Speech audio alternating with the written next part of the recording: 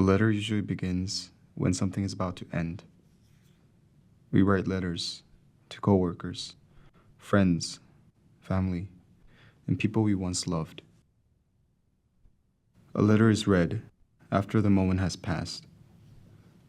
The writer is not there anymore. There is a distance of time. What remains is what was decided to be said, and sometimes feelings that were left unspoken. Letters take time, they require effort, and they leave a trace. That might be why we avoid writing them. Some letters are sent, some are kept, some are thrown away, and some are never finished. So, where do abandoned letters go?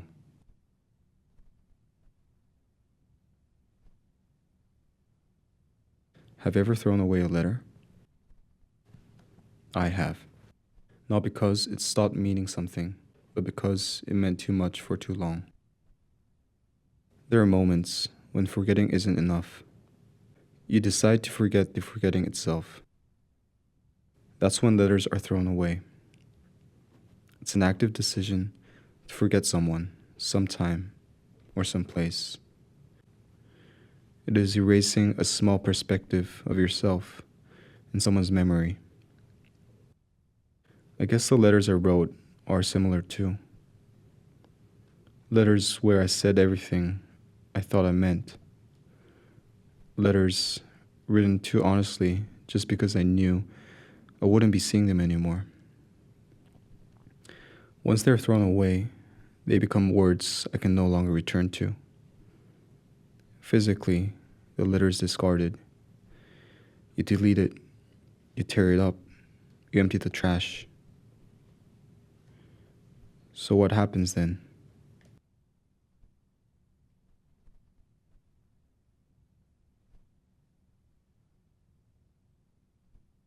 Is there someone you can only remember through a letter? Someone whose face doesn't come to mind anymore, but whose words do.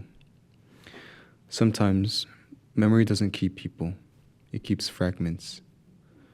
A way of writing, a choice of words, a sentence that feels out of place until it doesn't. On my way to the US, I was going through my emails to make sure I hadn't missed anything. That's when I found one from my father.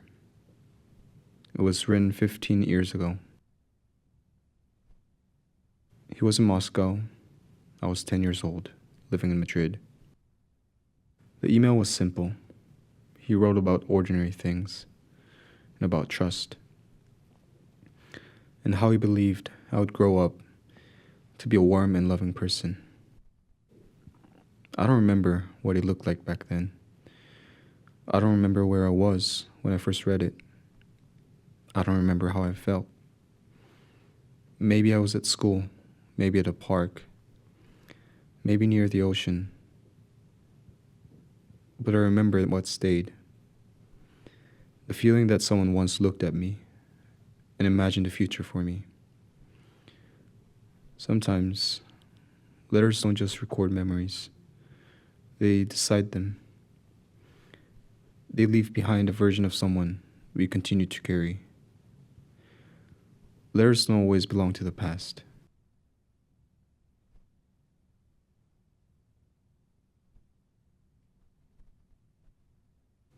Is there a letter you couldn't write?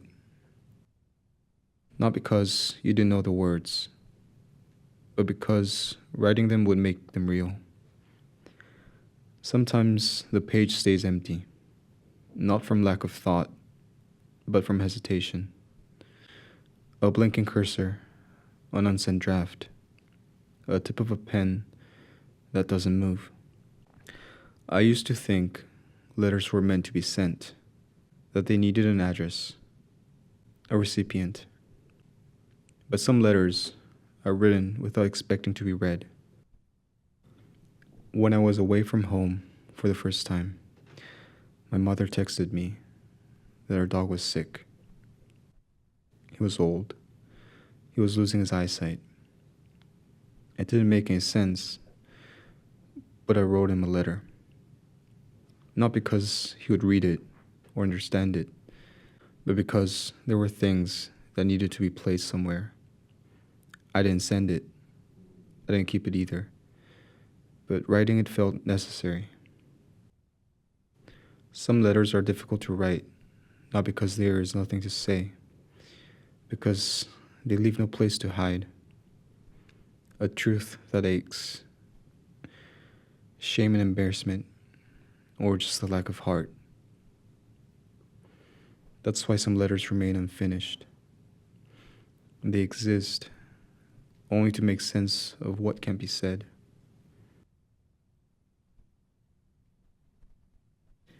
I kept wondering where abandoned letters go. But maybe letters, they don't go anywhere. Maybe they stay in the way we remember people, in the way we remember ourselves, in the emotions we feel that are yet too big to swallow. Some letters are never sent. Some are never finished. Still, they leave a stain. Not on paper or in an inbox, but in the way I remember ourselves. When was the last time you wrote a letter?